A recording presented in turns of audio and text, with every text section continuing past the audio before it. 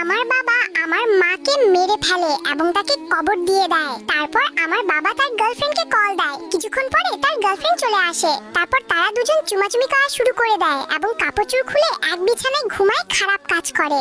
বাবার এই খারাপ কাজ দেখে আমি কান্না করতে থাকি। তখন বাবা আমার কাছে এসে বলে, এই মেয়ে তুই কান্না করিস কেন? তারপর বাবা এবং তার নতুন গার্লফ্রেন্ড আমাকে ঘর থেকে বের করে দেয়।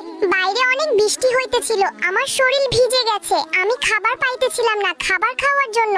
তারপর আমি চলে যাই রাজমিস্ত্রির কাজ করার জন্য।